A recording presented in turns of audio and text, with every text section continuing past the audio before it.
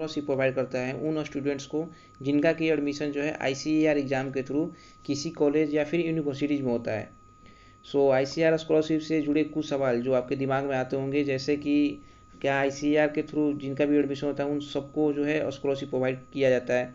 फिर सेकेंड जो क्वेश्चन बनता होगा कि क्या इसके जो है मतलब स्कॉलरशिप में कितना पैसा मिलता है पर मंथ या फिर पर ईयर। थर्ड जो है कि मोड ऑफ पेमेंट, यानी कि जो पेमेंट ICAR देता है वो क्या डायरेक्ट बैंक अकाउंट में स्टूडेंट्स को देता है या फिर किसी और मेथड से जो है स्टूडेंट्स को पैसा मिलता है। और फोर्थ जो क्वेश्चन बनता होगा दिमाग में कि क्या क्या इसके लिए एलिजिबिलिटी चाहिए, मतलब कि क्या क्या कंडीशंस है ICAR के द्वारा जो स्कॉलरशिप मिलता है उसको पाने के लिए।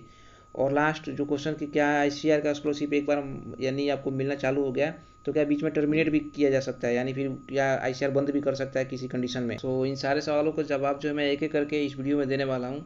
सो चलिए शुरू करते हैं। सो सबसे पहला जो क्वेश्चन था कि क्या ICAR के थ्रू जिन सारे स्टूडेंट्स का एडमिशन हो जाता है उन सबको स्कॉलरशिप मिलता है या फिर नहीं। सो इसका जवाब है कि नहीं, उन सारे स्टूडेंट्स को मतलब जो है नहीं मिलता है।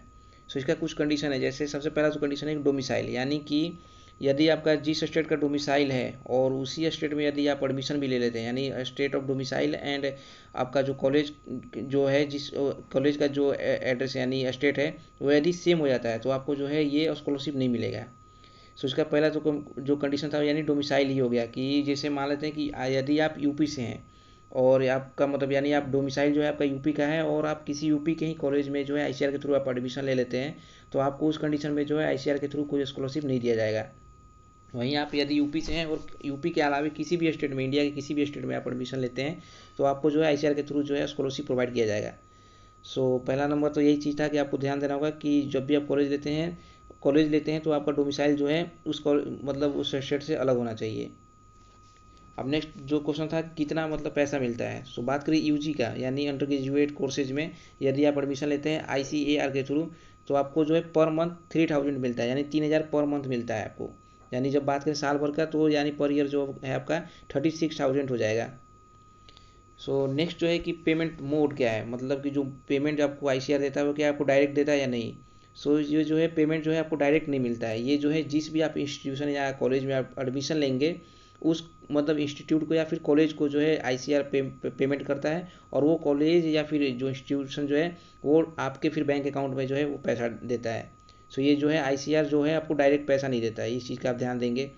तो नेक्स्ट जो है कि वो क्या क्या एलिजिबिलिटी या फिर कंडीशंस होने चाहिए ICAR से स्कॉलरशिप लेने के लिए। सो सबसे पहला तो जो था डोमिसाइल, यानी डोमिसाइल जो जिस स्टेट का आपका डोमिसाइल है उस स्टेट में जो है आपका कॉलेज नहीं होना चाहिए। नेक्स्ट जो है कि यदि आप पहले से कोई स्कॉलरशिप ले रहे हो या फिर ICAR का जब स्कॉलरशिप अप्लाई कर रहे हो तो उस केस में जो है मतलब कि आपको दूसरा स्कॉलरशिप फिर नहीं लेना होगा, केवल एक ही स्कॉलरशिप ICAR का जब लेंगे तो दूसरा स्कॉलरशिप के लिए आपको अप्लाई नहीं करना है। जो थर्ड चीज़ है कि यदि आप शुरू में एडमिशन के समय कोई और सब्जेक्ट से एडमिशन ले लेते हैं और फिर जो है एडमिशन के बाद आप जो है सब्जेक्ट चेंज करवाते हैं यदि, तो उस केस में भी जो है आपको ICAR के थ्रू जो है स्कॉलरशिप ये दिया जाता है वो स्कॉलरशिप नहीं दिया जाएगा। सो नेक्स्ट जो और लास्ट जो चीज़ है कि स्कॉलरशिप आपका यदि आपको एक बार स्कॉलरशिप देने मिलने लगा सो क्या ये टर्मिनेट हो सकता है, नहीं। सो ये जो है टर्मिनेट भी हो जाएगा।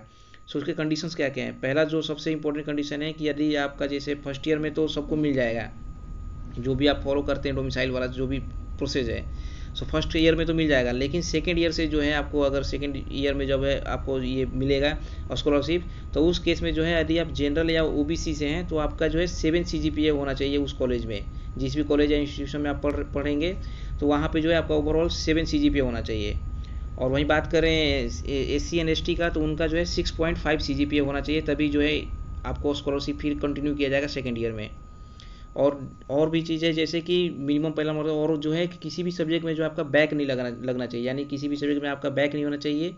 और जो है कि आपका जो पढ़ाई है वो किसी भी ईयर में मतलब छूटना नहीं चाहिए, यानी फर्स्ट ईयर में आप कर दिए तो सेकंड ईयर में ऐसा नहीं होना चाहिए कि आप सेकंड ईयर जो है छोड़ दिए पूरा फिर थर्ड ईयर से मतलब चालू कर रहे हैं पढ़ाई। उस केस में भी जो है आपका एक बार अगर ये रोक दिया जाता है, एक बार आपका जो है ये मतलब पैसा मिलना यहाँ से रुक जाता है, स्कॉलरशिप जो है बंद कर दिया जाएगा तो फिर वो दोबारा नहीं चालू होता है। सो जैसे कई लोग सोच रहे होंगे जैसे कि क्या है कि CGPA उनका जैसे सेकंड ईयर में 7 नहीं आया, थर्ड ईयर में वो 7 ला देंगे तो एक बार अगर ये टर्मिनेट हो गया तो फिर दोबारा मतलब नहीं मिलेगा। तो इस चीज़ को आपको ध्यान देना होगा कि हर साल आपको 7 CGPA यदि आप जनरल और OBC से हैं तो ये मेंटेन करना होगा यदि आपका स्कॉलरशिप मिलना चालू हो गया, और SC एंड ST से हैं तो आपको 6.5 मेंटेन करके चलना होगा।